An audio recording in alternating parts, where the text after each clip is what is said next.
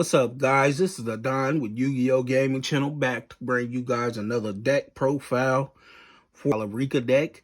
But it's more or less a consistent deck that I see that has hidden potential. These deck profiles that I either bring out are either 100% complete, but I do feel like it has potential, so I will be putting forth more effort into bringing you guys a full deck profile eventually in the future. So without too much more talk, let's hop right on into the video. The deck is consistent of 45. Let's start it off with the monster list. All right, guys. So starting here, I run 3 Rikka Petal. Now, of course, on some of these names, I'm a slam, so please forgive me for that. This card right here is pretty much the bread and butter of the deck. It adds one, dump one. Of course, and it also adds itself back during your opponent's end turn if all you control are plant monsters. So if you use this as a material, it will come back to the field during your opponent's end phase. So, and I also run. Now, forgive me again, like I said, I am going to slay some of these names. So, Polima, I run 3 of those as well. It's basically a level increaser, if I'm right. Yeah, 2 level increaser. You can send her to the grave. Clearman is the one that actually has the decrease of level, and she does have a recurrency to bounce back during the same turn. So this deck is pretty consistent. I mean, you'll have to run it for yourself to see. I just picked it up off of one of my one great buddies that I did the deck profile of Marincess, which, you know, Marincess is coming out with new support, so you guys should check that out. And run 2 Mudan, which she's pretty good as well. 2 Erica, and I run 2 Snowdrop, which is pretty much level 8 level maker. She can also make everything on the field level 8 if she's on the field, and she has recurrency to bounce back from grave as well. So that's it for the Rikka monster part of it. It's still pretty good, guys. I mean, the deck is it shows high potential. I mean, it's just your choice if you choose to run these certain cards that I have off in here. Like I said, this is not the final draft. This is a rough draft of it. So stay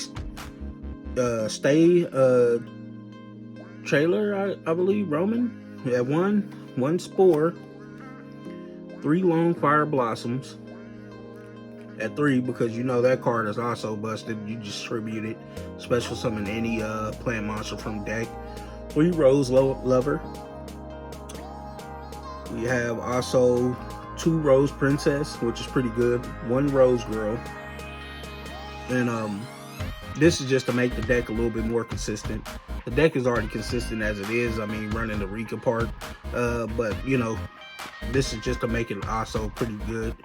For the 3 princesses that I run a Titania, Cherubini, and Tanica. I don't actually Telania. I don't actually know how to English right now, so forgive me for that. And these are the monster count of the deck. It is consistent of a 45 card deck that I have here displayed for you guys today. So this is just a rough draft to see, like, in the future, if I do decide to update the deck and make it a little bit more consistent than what it is, which I probably will be in the future. On to the spells. I'm running 3 Miracle Fertilizer, which, you know, any plant deck is also going to run that card. I mean, it's pretty good. It's just a Monster Reborn or Call of the Haunted type thing, but it's a spell card. So 3 Mark of the Rose, which is a snatch steal for your opponent, but it also goes back to your opponent during the end phase. But yeah, it's pretty good. You can snatch your opponent's resources, link it off, or such forth and whatnot. 2 Rose Cluster, which is really great, because if you activate this and you have no monsters on the field, you can special 1 monster, 1 Rikka from hand or any other plant. Then you can normal summon a plant, which is pretty good. And it also has an effect to bounce to, I believe, increase an attack. If you, like, during the draw phase, you draw a card and call the card exactly what it is, say it's a monster, you can increase the attack of your monster by 1,000. I have 1 Foolish Burial, 1 Rikka Glamour, which these cards are pretty good for the Rikkas, 1 Rikka Flurries, and that's it for the spells. On to the traps. I'm running 2 Rikka Tranquility, which is pretty good too as well. These cards you can also look up and get the actual full detail on them. I don't actually know what Rikka cards to run because this will be my first time running this actual deck. So I'm trying to test with it and get better with it and hopefully come with something better next time. 1 Rikka Sheet and a Royal Decree at 1 Torrential Tribute, and 1 Stormy Mirror Force. Keep in mind this deck is just basically a slap together. I don't want to say slap together because it's a lot more put together than a slap together deck would be, so it's on its way to the top. I feel like that.